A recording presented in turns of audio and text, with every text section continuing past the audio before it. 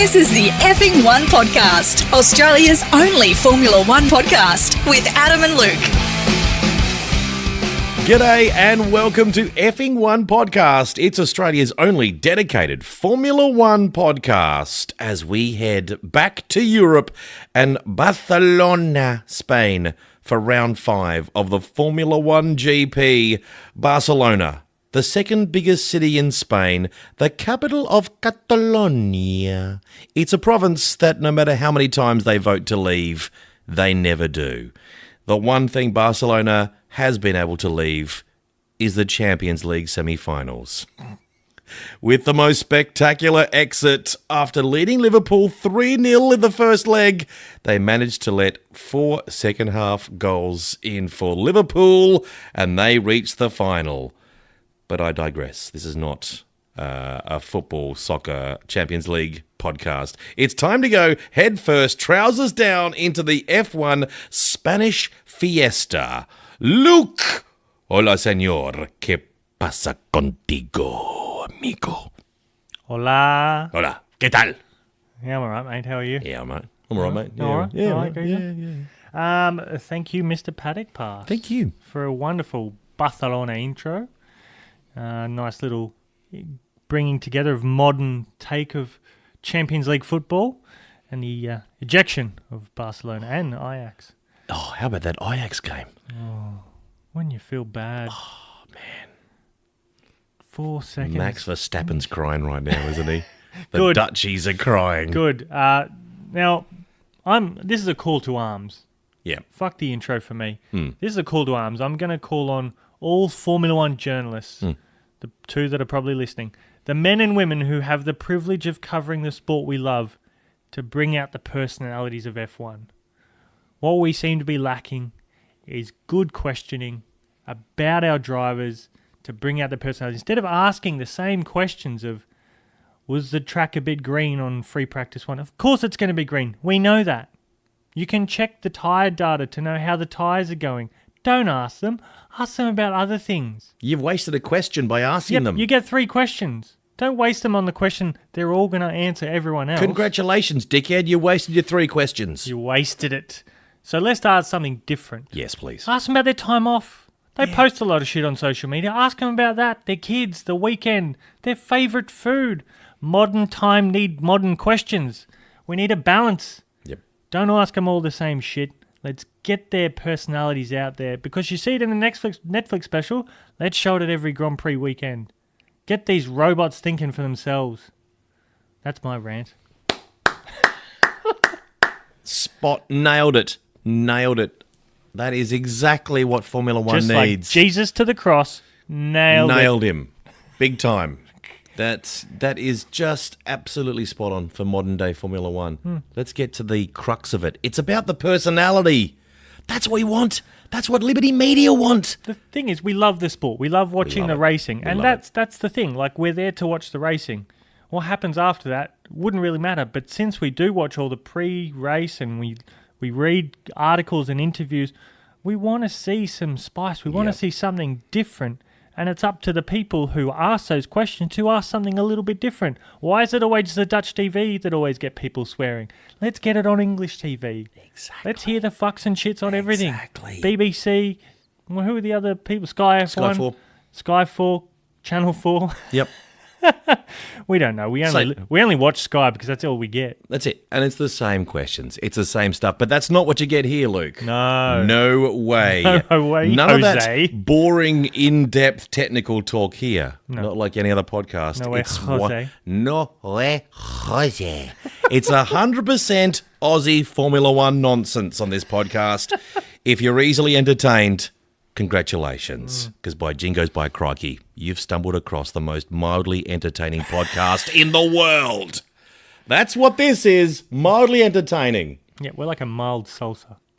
Smooth and just a little bit of zip on the lip. I think you're smooth. You bring the zip. I know it's on your lips. I bring the lip. Let's have a look at this podcast very quickly. We're going to be previewing huge podcast today, Luke, as we preview Barcelona. Barcelona. Back in Europe. Feels great. Yeah. Back to the testing ground Very familiar territory for the teams. We're going to preview the Barcelona GP. We're going to see what Formula One Kimi Raikkonen is up to.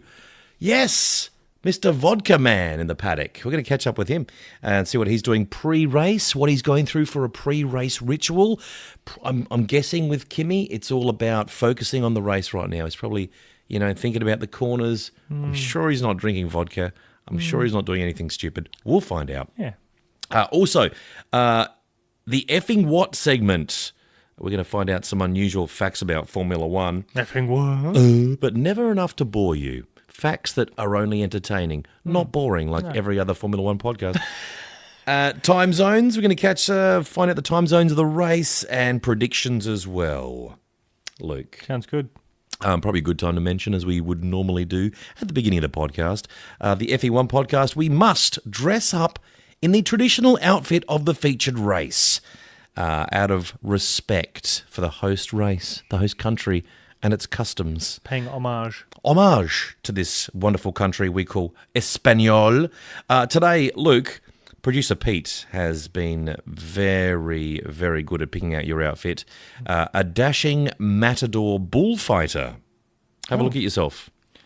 It's very tight around the crotch. Very tight. Not a lot of wiggle room. Not at all. Not much wiggling at all down there. You're dressed perfectly for the Plaza del Toro. With the stylish traje jota jacket. It's a short jacket. It's very, very short. How do you say that again? The traje jota jacket. It's a high waistband, and it's it's like a little mini jacket. And I don't have to tell you this, Luke. You're wearing it. I thought it was for Pete. It fits Pete perfectly, like a normal size jacket. It actually comes down to his knees. Little Pete. He only comes up to your knee, but he's always friendly and ready to please. I digress. And you've got the sombrero de alenche, a wide brim hat. Very, very fitting. Very nice, Luke. Comfortable? Yeah, very. Okay. I, on the other hand, and I don't know why I always seem to get the short straw, but I'm not complaining because on this instance, look great. Thank you, Peter. Thank you, Luke. Thank you for putting this together. I'm already in character now. I'm talking like I'm in character. Okay, I'm wearing a delightfully hooped dress called the Fatalingas. It's got the gold and silver stitching. The Fatalingas? Fatalingas. Yeah. It's got gold and silver stitching. Like fat cunnilingus. Yeah. Fatalingas. Take it easy. And it also the traditional mantilla, a long silk veil that women would wear and spale over their heads for modesty. So it's like, hola, señor. ¿Puede darme chorizo, por favor? Oh. Por favor? Chorizo. Yeah. Thank you. So, yeah, it's a lovely sight. It's always nice to dress up at a podcast. It means more, doesn't it? Yeah, yeah. When you dress up at a podcast. Yeah, to everyone listening, it does. Yep. So picture us. In fact, you don't need to picture us because we're going to be putting that on the Effing1 podcast Twitter page and Instagram, the lovely native outfits that we're wearing tonight. Okay, Luke, before we go any further. Sounds like I should have done some research for this podcast. We've got so much going on. There's so much going on. I hope you're prepared. No. You don't look prepared, Luke. No. You're sitting in your matador outfit on your comfy sofa. There's very little wiggle room. You could pop a sock in there or something. You could at least, make it look more presentable. Look like there's something there. Yeah, well. It's winter here. Because we've got Instagram photos we need to take. Don't worry, I'll package it up. All right. I'll accentuate the crotchal region. Perfect. Just blow it up like 100%. Just increase this. It's all crotch. Should we do, due to popular demand, Luke's lap? Oh, God. All right. This is where Luke, one of the best go-karters in this district of Australia. In this house. On the Gold Coast. The best go-karter in the house. Yeah, more specifically this house. Very good at the Kingston Parkway go-karting track. He's now driving a Renault around the Catalonia track in the Renault. And talk us through the lap, Luke. So going into the last corner, I'm going to flick open the DRS. Oh, yeah. Flick it open, big fella. Didn't even know how to do it. I haven't driven this at all. So I'm going to hope that I don't crash into anything. Braking into the first corner, you go up a hill. some really good vantage points around this track if you want to go to a Formula One race. I highly recommend going to Barcelona, going around the long right-hander, turn number 3. You've taken a beautiful racing line there, Luke. Well, ran a little bit deep at turn 4. Oops, a bit That's hot right, I there. got good drive coming out. So that was my plan, late apexing. Yep. Down into turn 5, there's a little stadium on the side there. From that stadium, you can actually see into turn 1, 2, entry to 3, and then entry down here into 5 and 6. It's very interesting part of the track. Ooh, I got a little Traditionally a very hard track to pass on, Luke. Yeah. It's narrow. And the thing about it is all the teams do their testing here. So all preseason testing. So they've probably already done 700-800 laps around this place. So these guys know this place like the back of their hand. Yep. Going uphill. Now this is where I sat. Oh, got a little bit overcooked it. oversteer. Overcooked It's it. all right. So it's still on the grey stuff. So this corner here, this new segment they added, this little chicane down here, that's actually where I sat for the Grand Prix in 2011. Nice. And there's a lot you can see from that point. And last corner, coming onto the main straight, the lap is done. How's the time look, Luke? Pathetic. Yeah, not great. The good thing about the track is it's like there's just so much going on around. Like all the seating, everything is banked. It's like you're sitting on top of everything that's going on. Yep, great vantage point. Great like anywhere. And on the Friday, they let you sit anywhere. Yep. So you can sit any grandstand. So I went to the turn 5. So where you can see into turn, you see them coming down the straight, going into turn 1, turn 2, coming into 3. You can actually go to the back of the grandstand, shoot them. Like if you've got a camera, shoot them coming around turn 3.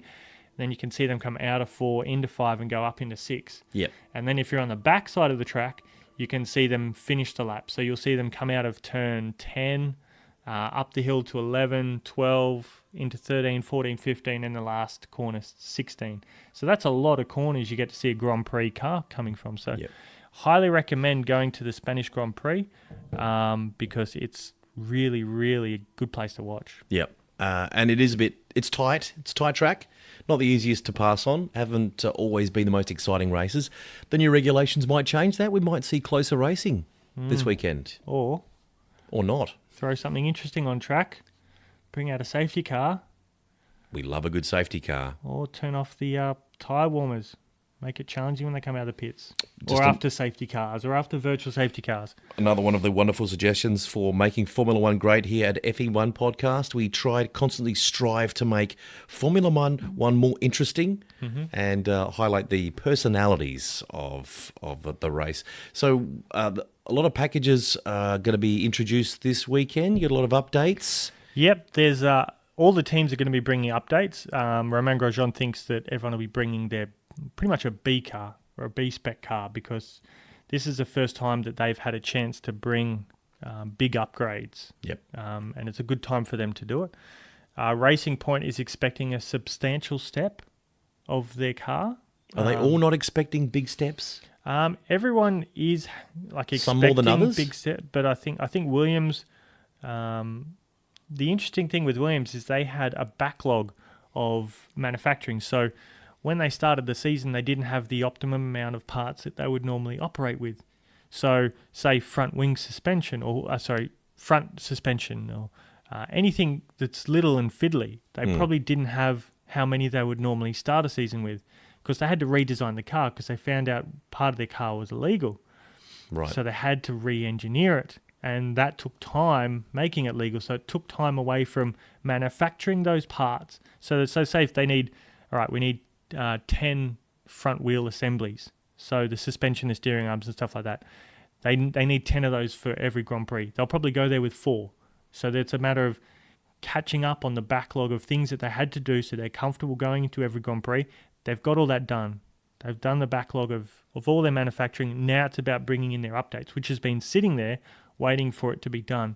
And because the car's been so shit, it's actually a good opportunity for them to bring in their updates. But it'll be a semi-minor update for them. It's not the big package update that I think that might come later in the season. And the good thing about Williams is there's only one way to go.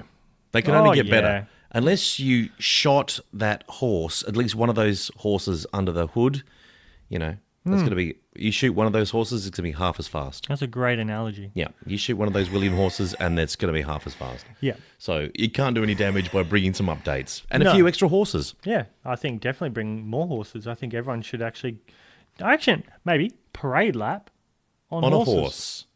Drivers Yep. paraded on a horse. Yep. And Williams get like donkeys. Yeah, you get a horse according to how well you're going in the season. So for Williams, you're on a donkey. The opposite end, Mercedes are on one of those Arabian, Ooh. beautiful, That's a good choice. Yes, Yeah. Spanish horses. And yeah, so it'll be interesting for Williams. They should be good. Ferrari's bringing a new engine. I don't think Haas is getting the engine, but Ferrari have brought a new engine in. They say it's a fuel thing that they've changed, so they need to change the engine for it. Will they be bringing any new tactics, like not being so stupid? I don't know about that. I hope they do. I That'd hope be nice. they step up for this weekend's race. So yeah, everyone's talking updates. Everyone's talking, B-spec teams and. Could Renault bring an update that's maybe called not being so shit? I think they probably had the handbrake. We forgot the handbrake. They left it on. Yeah. So they're just gonna pull that down.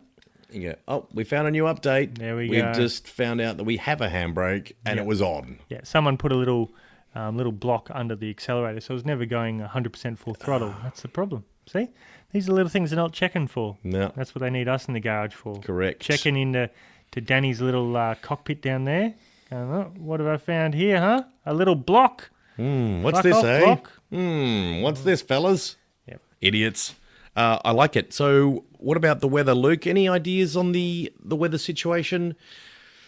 Or what about tyres? No, weather is looking good. Is it? I've got an ad for Priceline on my computer. If that's nice. If you're interested in any Discount Cosmetics. pharmacies, cosmetic. Yeah, that's nice. What about... there we go. That's the weather forecast there, is it? So on Sunday, it'll be down to a minimum of 9. It's all fine, partly cloudy. Yep. Maximum temperatures up to 25 on the Friday. So temperatures might be different Friday come Saturday and Sunday. It looks like it'll be cooling off to 23 and 10 and 23 and 9 on Sunday.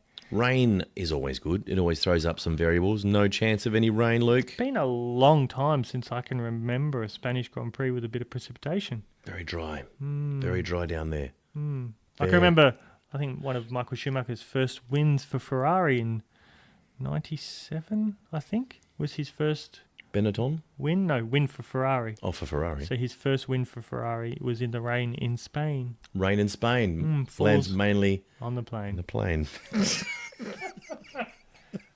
You want to talk tyres? Yes, please. What kind of... We're going to go the soft, medium, and the hards, yes. Yes. Well done. But they're going for the 3 hardest compounds. Right. So the C1, C2, and C3.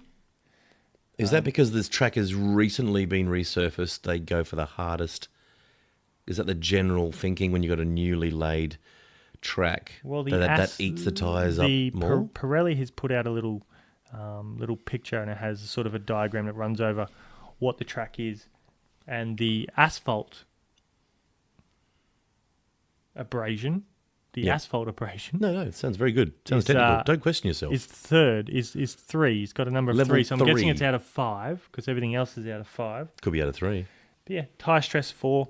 I think the long right-hander of turn 3 is probably the biggest stress on the tyres. Yeah. Previous winner, Lewis Hamilton, if I'm not incorrect from last year. You were correct. It's Lewis Hamilton over Valtteri Bottas, and Max Verstappen came 3rd. Pole was the ham sandwich himself, Lewis. And the fastest lap, which is, I believe, a lap record, Daniel Ricciardo. Is that right? Yeah. So you're expecting Red Bull, you would expect Red Bull to like this track. There's a lot of corners, a lot of downforce, and Mercedes pretty strong as well.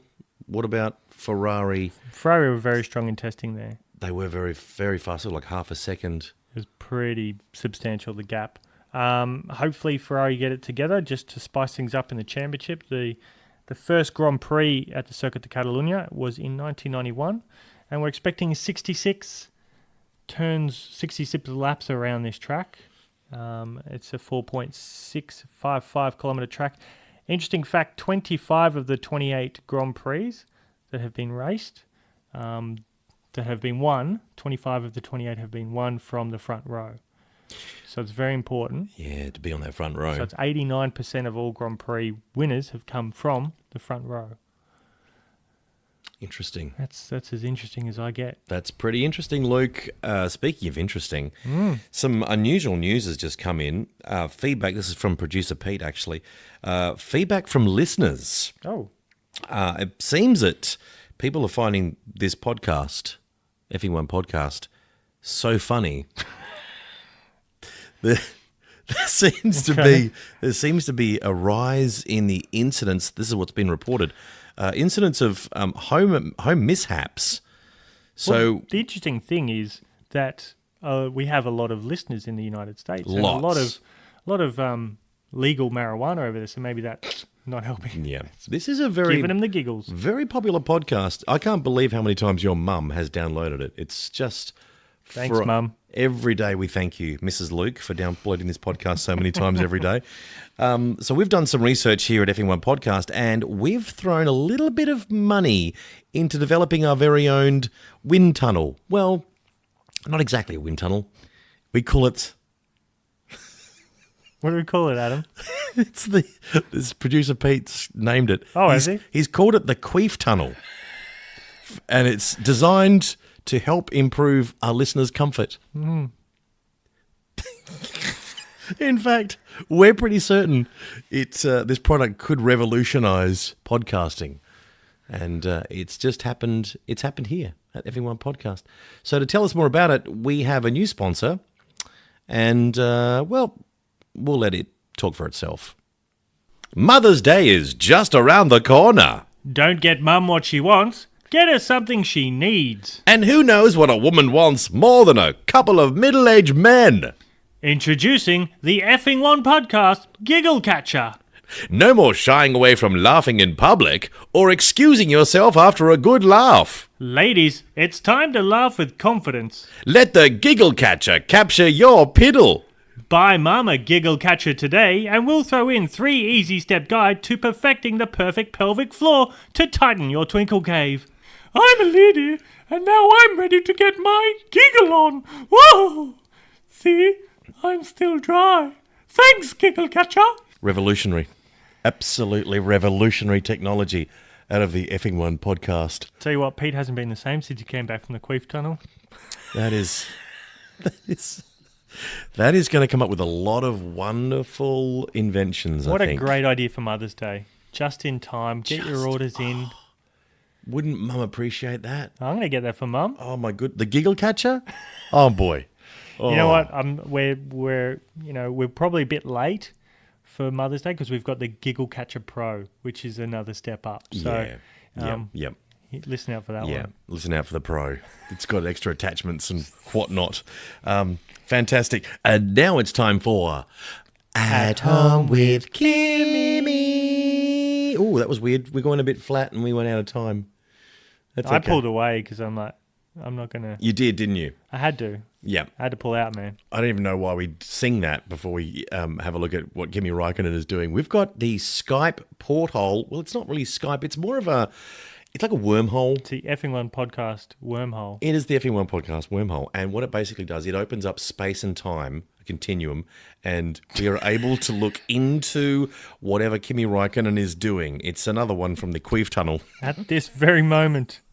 At this very moment in time, we're going to find out what Kimi Räikkönen is doing pre-Barcelona. Just don't get confused with the Kimi portal and the Queef Tunnel. Yeah, they're very different. Yeah, you look into that one. You can burn your eyes out. That thing will burn your eyes out. I mean, it won't do anything for our hair because we don't have any. No, no, that's so true. We're very aerodynamic. Should we hit the... Yes, let's see what he's doing. Okay. Wah! Wah! I'm Kimi Räikkönen. Yes, I am. I'm Kimi Räikkönen, and I'm gonna be rude to everybody. Hey, kid! Don't even fucking look at me. Yeah, that's right. Kimi Räikkönen, world champion. Yeah, all right. Oh, this is nice. The Salvador Dali Museum Exhibition. Boring. Wonder if I sell any ice cream. Hey, amigo, ¿dónde está the ice cream, por favor? See? Yeah, one. Hey, See? do you have any pickled fish flavor ice cream? No. All right, do you have any sprinkles? See? All right, give me a scoop of that one and put some sprinkles on it. And don't skimp on the sprinkle. Put lots of sprinkles on it, please. See, senor. Sprinkles. Have you got any vodka? Can you sprinkle some fucking vodka on that? See, senor. Okay, sprinkle some. Vodka. Yes, that's right. Now more. Yeah, good. I'm practicing. I'm in training for the Formula One Grand Prix. All right. I just need to get some vodka in me. And so I only drive. I can drive and not go on vodka. If I'm not drinking vodka, I'm a shit driver. Hey, guy. Hey, guy, put some more sprinkles on. Hey, guy, where's the fucking sprinkle? Aren't you Valtteri Bottas? I'm not fucking. I'm the other Finn. Ah, fuck you. And that was At Home with Kimi. Ooh. Wowzers. He's testy. Valtteri. Imagine that. Getting mistaken. That'd get under you. Oh, geez. A couple of years ago, it would have been the other way around. People mistaking Valtteri for Kimi, but now. Kimi who? Oh, Kimi who? Maybe that's the new segment. It's called Kimi who. Oh, poor fella. Never mind. Luke, we need to take a look at the predictions where you and I have a head-to-head competition tipping whom of each team will be triumphant in each race. That's correct. You're up by 6. Right. And we need to have a quick look at your predictions. Do you want to flick through the teams? Mercedes. I'm going to have to go for Lewis Hamilton. It's a no-brainer. I'm going to go with the ham sandwich as well. Yep. Ferrari. Charles Leclerc. I'm going to go for Sebastian, even though Charles Leclerc is driving so much better than Sebastian. I am going to go for Sebastian. I'm going to go for Chuck to win his first Grand Prix. Oh, that'd be nice. What a nice guy. Let's hope he doesn't curse himself when he's up there on the podium. And then he'll win back-to-back Grand Prix. He'll not only win Spain, he'll then win Monaco, his home Grand Prix. He's so nice. He's the kind of guy that will be up there on the top dais and still berate himself. Oh, I'm so sorry. I'm such an idiot. I should have won by 1 extra second. See, the interesting thing is someone put on Twitter a video where it's a black lady goes, I'm white because she's wearing white. And then a white lady says, I'm black. And then a redhead said, I'm yellow. And then it cuts to Charles Leclerc going, I'm stupid. That's hilarious. Because he is. He is. Well, he says he is. Just ask him. Just ask he him. He retweeted it. That's how I knew about it. Really? Yeah. Wow. He even pokes fun at himself. He does. This guy's... It's refreshing. It is. It's nice that he's that humble about himself. No one else is, except for Dan. Happy to have a laugh. Yeah, loves a good laugh. So, Red Bull Racing. Rebel Racing, can't go past Max. He'll be pretty upset about that Ajax Champions League loss. He'll be out for I hope he's been crying. Yep, me too. McLaren. I am going to say Carlos. Oh, because it's the home Grand Prix. I am, yep. I'm going to go with Lando. Lando Norris. He's on fire. What a talented driver. He How is. good's McLaren? And been? he's got a personality too. He's got a It's a bit personality. cheeky little Lando. That's what we need in this sport, more personalities. Haas-holes. I am going to go for my heart because I love this guy, shit. Grosjean. I'm going to go with Mags. It's backfired every time I've gone Grosjean, but I'm sticking with it. Yep, I'm going with Mags. Of course you would. Good The fella. stay-at-home Viking. Yeah. I am a stay-at-home Viking! He doesn't know stuff. I don't know. No. I don't know. Renault. It's a Renault. Dan Ricciardo. I will also go with Daniel Ricciardo. Good. Toro Rosso. So let's go for... I want to say Albon because I like him because Kvyat's a bit of a douche. I'll say Albon. Ooh. I've got 6 points up my sleeve. I can do this. I'm going to go with Daniel Kvyat. Yep. Alfa Romeo, Kimi Raikkonen or Antonio Giovinazzi? Kimi, he's going to be fueled up on some vodka. Oh. And And I'm also going to go Kimi. yep, good call. Racing Point, Sergio Perez or Lance Stroll? My daddy bought this team. Sergio, you can't go past him. He's on fire. And Lance can't qualify out of Q3. Yeah, I think I'm going to go with Sergio as well. Yep.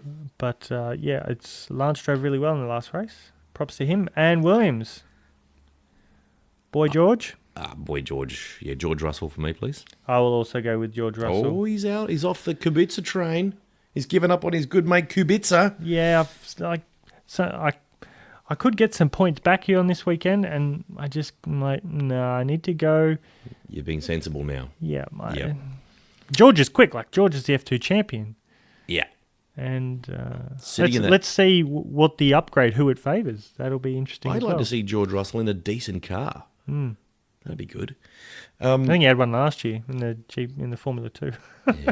Yeah. Times of the race, Luke, around the globe. Can you fill us in on what time we could be expecting to watch this race live? Live and in colour. From the east coast of Australia, we'll be at 10 past 11 p.m. It's pretty good. It's not It's not bad. that bad for us. Western Australia gets this sweet time of 10 past 9 Lucky sons of bitches. in the evening. They get a lot of good stuff over. They get a lot You of know, good European if I could times. get a job in WA, I'd go there in a heartbeat. That place is stunning. Just so you wouldn't have to wait up another 3 hours for the race. No, Makes sense. Yeah. The Makes sense. beaches, the sharks, everything. I used Love to it. live there. I grew up. Did you? Yeah, all my high school. I did all my high school in Perth. Yeah. Oh, It's a good spot. that explains. Cottesloe Beach. You know what's really cool is when you see because we're on the east coast of Australia, the sun sets to the west, obviously. When you're in the west, the sun sets on the water. That is a cool, the sunset's spectacular. Anyway, Very nice. we digress. New Zealand and Fiji, 10 past 1 in the AM Monday morning. Late night for you Kiwis. Oh. They do get the poor rub of the green, really, out of all of Yeah. the nations. They do. The United States, East Coast, 10 past 9 in the AM. That's a decent time. That's great. Just waking up on a Sunday morning. Yep. Watch Oh, a bit that's of Formula perfect. 1. Yep. Then you got the rest of the day to yourself. Jesus. Loving it. We cop it pretty badly. Go out for couldn't some find lunch. a worse spot to watch Formula 1 than the east coast of Australia, could you? No, Pretty bad. unless you're in New Zealand. Yeah, it's even worse. The west coast of the United States is at 10 past 6 in the AM. It's an early morning, but that's manageable.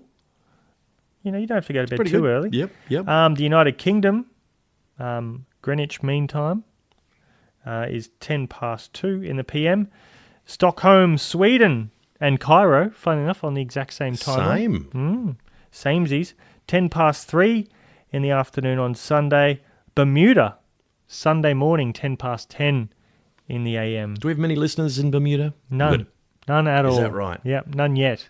They'll get on with it. As soon as they realise I've just mentioned Bermuda, Yeah.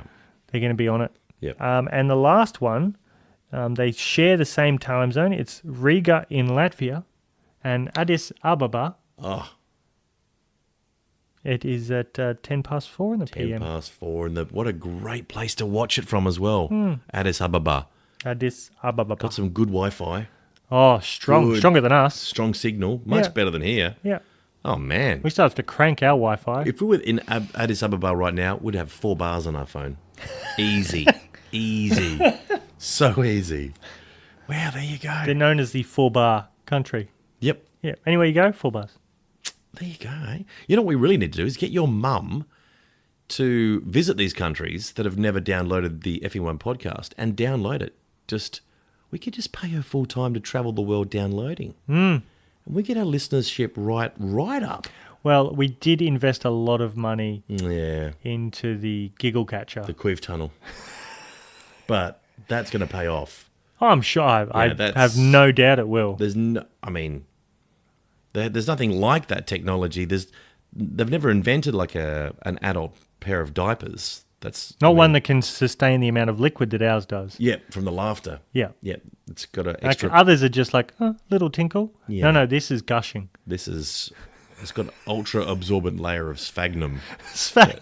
that Peter has invented himself. He's whittled that sphagnum. Yeah. It's very absorbent. It's good. Effing what? Now, this is where you tantalise us with some incredible Formula One facts. You are kind of like if Sean Tim Tam Kelly is the human encyclopedia of Formula One, you are the human technical genius, Luke, of Formula One. I don't think I should be on the same No. in the same paragraph as Sean Tim Tam Kelly. This guy is exceptional. I might have overshot it. Little bit. A little bit. You're being way too generous. Yeah, okay. I would be like, remember, was it Paradise Island or something? Love Island? Yeah. They're playing. That's me. Yeah. That's me. Yeah. And Tim Tam's the other fella. Yeah. So effing what this weekend is all about how much does it cost to host a Formula One race? What kind of money goes into hosting? Let's say Melbourne. This isn't Melbourne specific. This is kind of taken on an average because all the contracts of everything is very secure and safe, and it's not something that's well known. But a guy from Forbes wrote an article, and I've kind of picked bits out of it to find and get an average of what and how much it costs. So you can either look at an existing circuit or you can look at a street circuit. So I'll go with a street circuit. So it's cheaper for a street circuit? There's nothing you can do that's really cheap. It's either you make a circuit or you have to transform it every time you hold it. Yeah, so you're bringing in grandstands, you're bringing in safety fences. That'd cost more than if you had a fixed if you have to make a track from scratch, that's a lot of money. Big outlay. That's a fuckload of money. So absolutely. Here's some of the stats. Here's some of the numbers that are coming out Yep. to host a street race. So the running cost of a weekend, let's start with staffing. So staffing the event, Yep. security, all of that stuff. $16 million in staffing. That's also in regards to promoters, everything on media side, on accreditation, everything. That's $16 million. Whoa. Per event. Whoa. Renting the grandstands, so 80,000 seats, $14 million. Whoa. We need to get in the grandstand business. Big time. Fencing so it's not just fencing around the track, it's also a perimeter fencing as well. That would be $8 million. Yeah, TFH is making a lot of money. Temporary fence hires. Yeah. So these are all taken from 2016, and F1 generated $599.1 million in purely over the hosting costs. So these are just running costs. So it's $57.5 million to host a Formula One race, like to pay for everything. But to pay to host it, like to pay Formula One, you have to pay a fee to host a race. Every time it costs $500. So every time, so F1, so out of the 19 races, F1 generates $599.1 million. Yep. So average that out over the 19 races in 2016, $31.5 million per race. To host it. To host a race. Yep. So it's $57.5 million to run it, $31.5 million to host it, which increases 5% every year. So if you have a Grand Prix for 10 years, your hosting rights, your hosting fees to pay Formula One to have the right to host a Formula One race is $396.2 million. Wow. The running cost is $575 million. Jeez. So you're nearly over 10 years, nearly $1 billion. That's amazing. That's a lot of money. So in saying that, what we're going to do is we're going to do a bit of a whip round. Oh. We're going to have a starter fund. Yeah. A GoFundMe. We are going to bring up the Effing One podcast Grand Prix of Australia. Yes. Around the streets of Nerang. Oh, brilliant. Brilliant. But we don't have that kind of money. No, we don't. But we need listeners. Whatever you've got, check your pockets. Any spare change, we'll take it. Yep. Clear out your bank balance. So we're thinking $31 million or so, you said, to host a race. Just to host it. Then we need to pay for it. So everyone's going to work for free. The Tour del Nerang, what do you reckon we get away with that? If we just we'll just get some witches' hats. Yeah. Close off some streets. Yeah. You get some high vis. Yep. Straw. Just you and I. Yeah. We'll on get security detail. Bunnings sponsorship. Yep. Probably do it Which for the American listeners, that's like a Lowe's. couple $100. Yeah. I think we do it pretty well. So the F1 Podcast Grand Prix. Let's show them how to host a bloody Formula One race. Yeah. We're going to make F1 great again just by hosting it. We're going to show the world how to host an F1 race. We don't have any of these fancy stadiums, seating of...